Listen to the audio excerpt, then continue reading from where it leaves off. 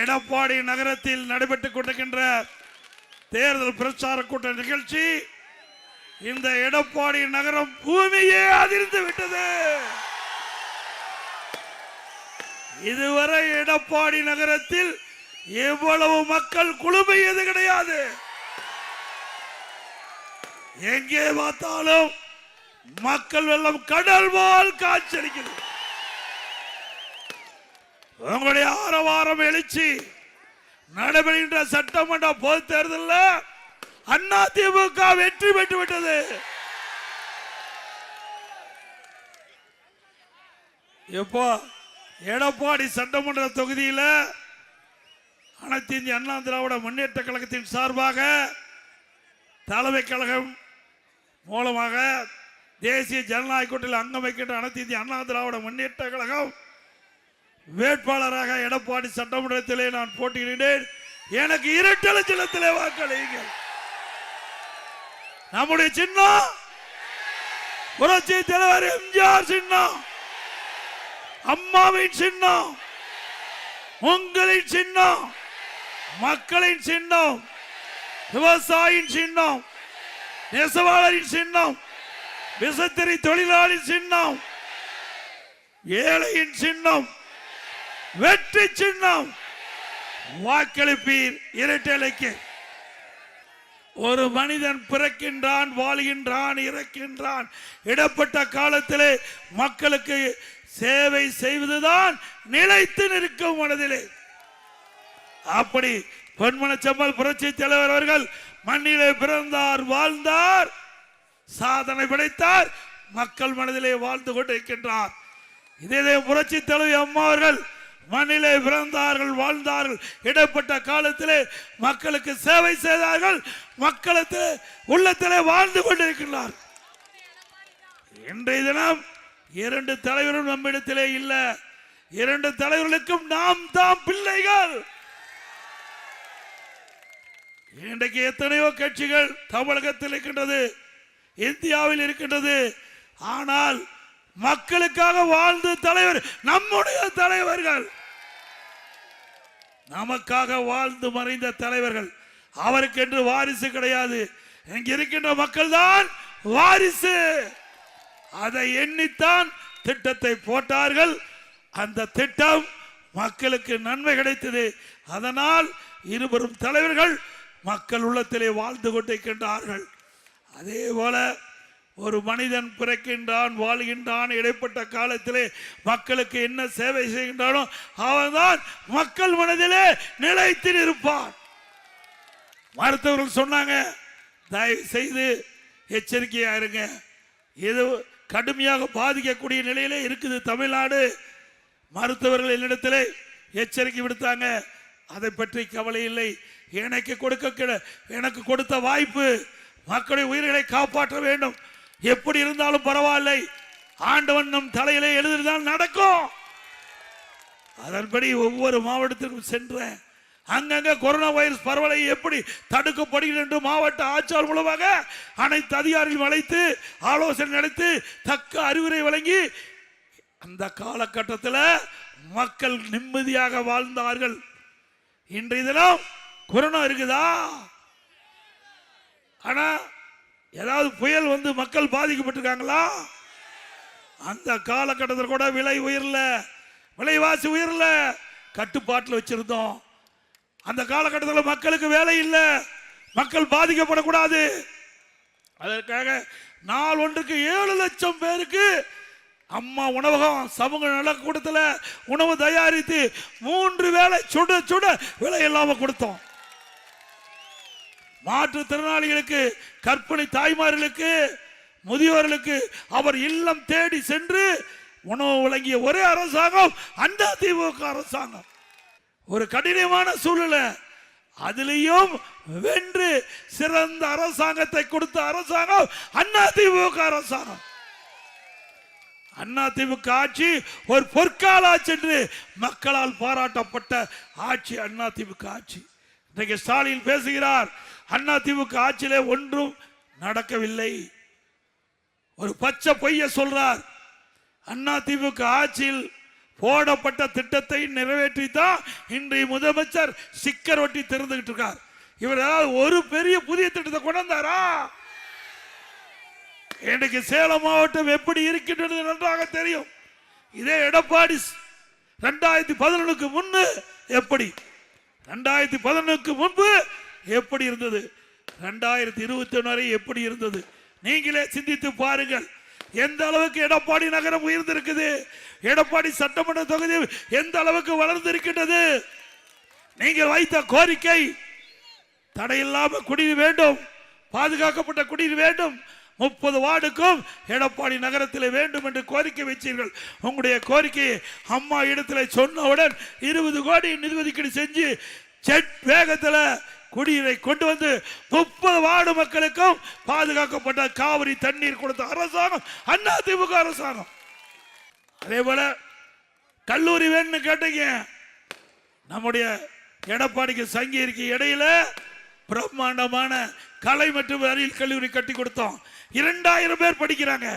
இன்றைக்கு அந்த கல்லூரியில 2000 பேர் படிக்கிறாங்க.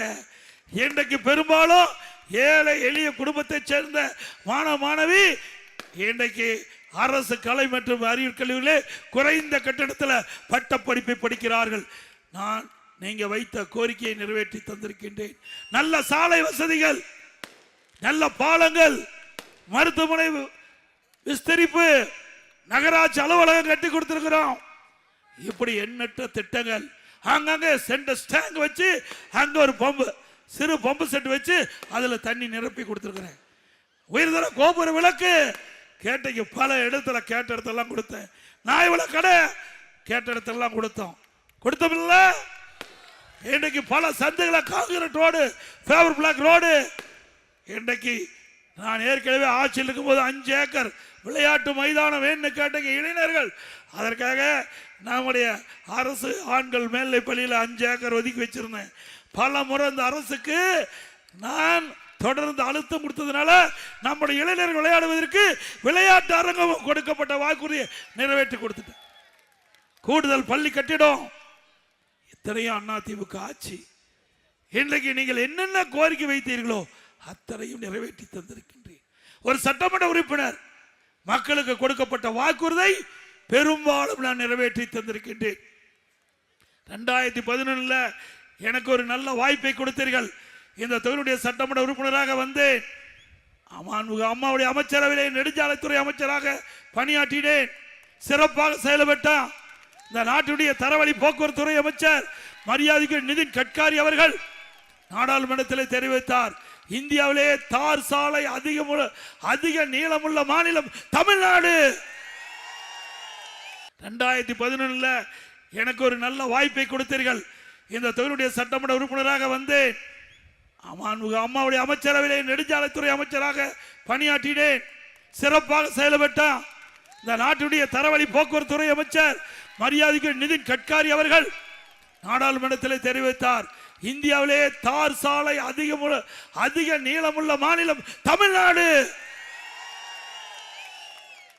எல்லா நம்முடைய பகுதி மட்டுமல்ல, தமிழ்நாடு முழுவதும் சிறப்பான சாலையை அமைச்சு கொடுத்த அம்மா என்னை பாராட்டி 2016 மீண்டும் எடப்பாடி சட்டமன்ற தொகுதியிலே போட்டியிடுவதற்கு வாய்ப்பு கொடுத்தாங்க. உங்களால் வெற்றி பெற்ற கூடுதலா நெடுஞ்சாலைத்துறை, பொதுப்பணித்துறை 2 துறையும் கொடுத்தார். ஆக நாம் செய்த சேவை, நம்முடைய நிர்வாக திறமை இரண்டையும் பார்த்து அம்மா கூடுதலாக பொதுப்பணித்துறை கொடுத்து நெடுஞ்சாலைத்துறை, பொதுப்பணித்துறை என்ற 2 துறை கொடுத்ததன் மூலமாக நம்முடைய வறண்ட பகுதியில் இருக்கின்ற ஏரிகள் 100 ஏரி திட்டத்தை நீர் நிரப்புகின்ற அந்த பணியை செஞ்ச இந்த ஆட்சியாளர்கள் முடக்கி வச்சுட்டாங்க.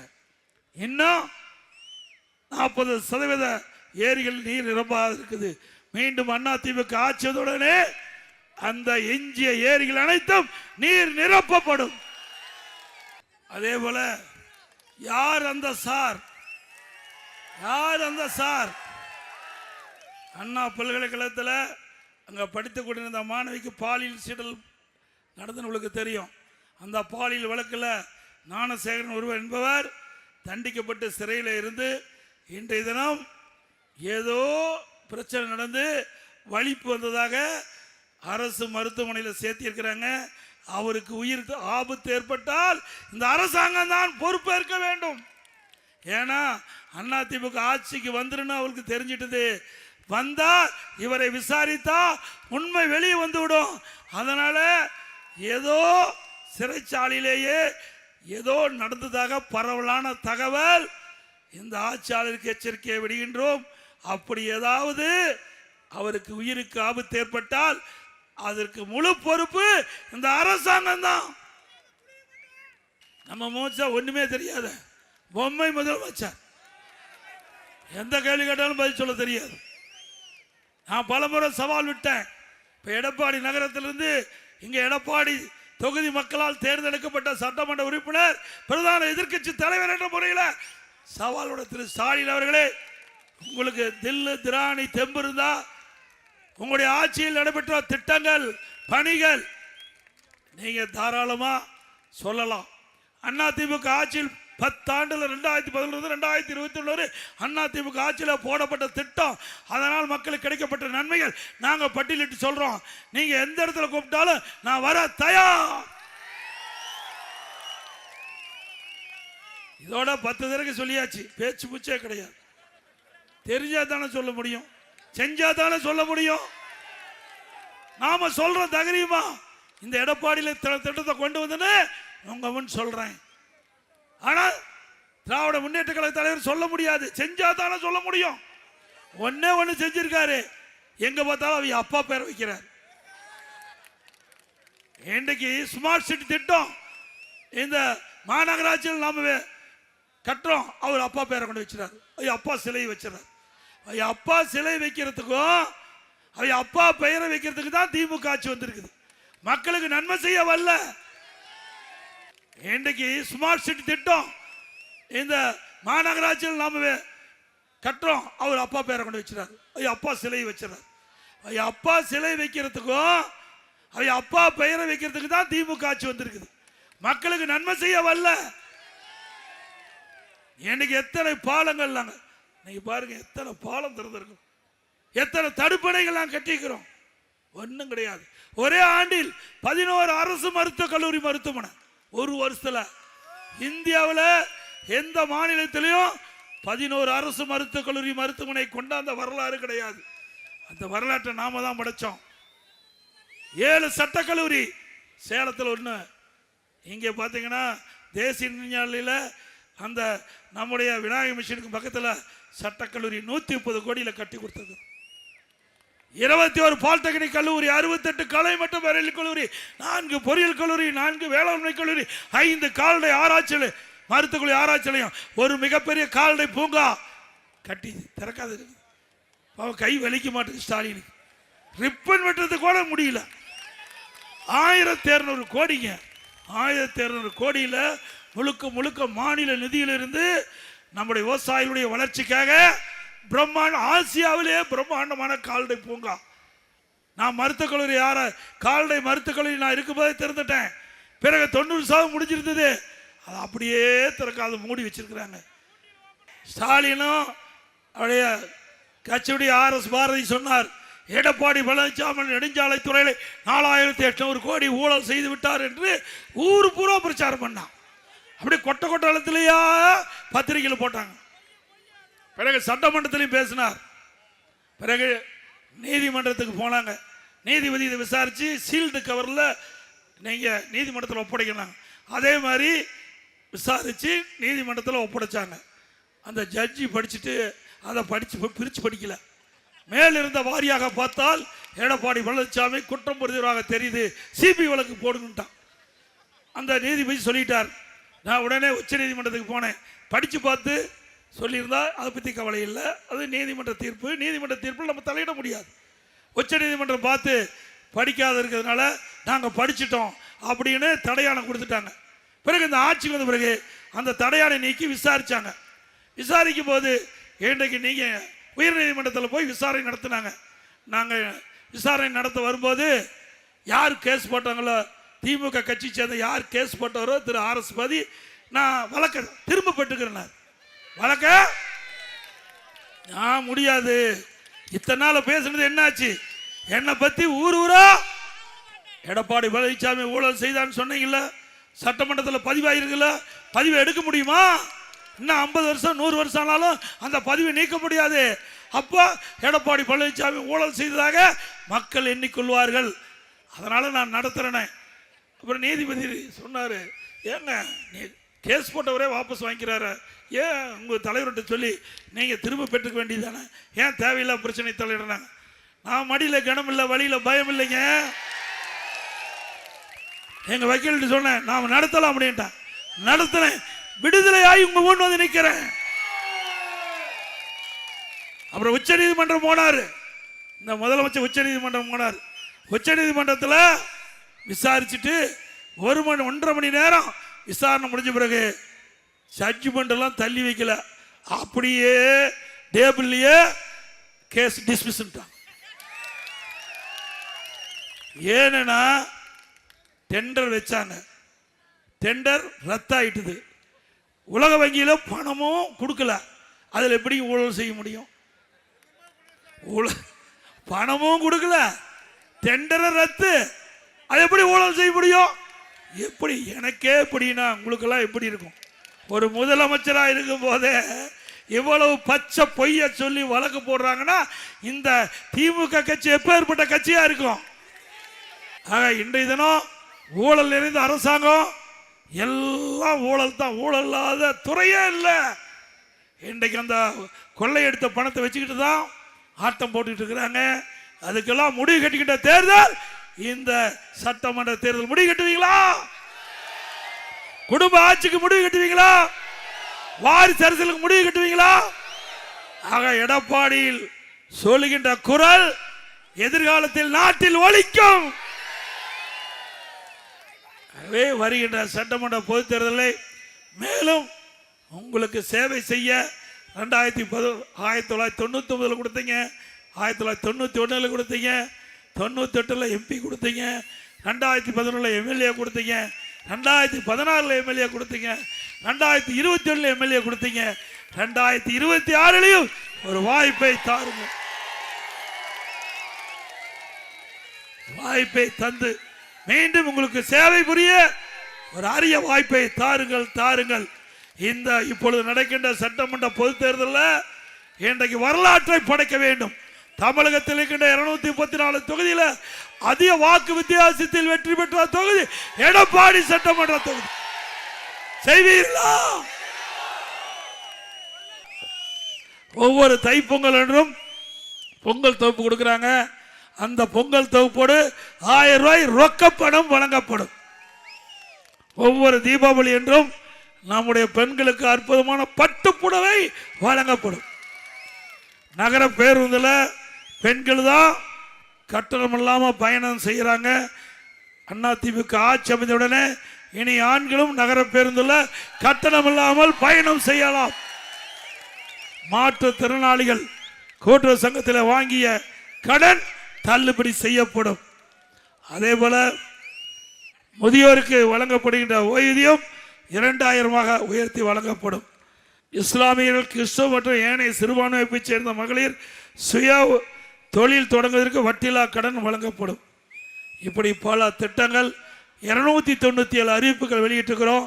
அதில் விவசாயிகள், நெசவாளர்கள், விசைத்தறி தொழில் செய்கின்றவர்கள், பணிபுரிகின்றவர்கள், ஏழை மக்கள் என்று பாரபட்சம் பார்க்காமல் அனைவருக்கும் அனைத்து திட்டங்களும் அதிமுக ஆட்சியிலே வழங்கப்படும் என்ற செய்தியை நேரத்தில் தெரிவித்து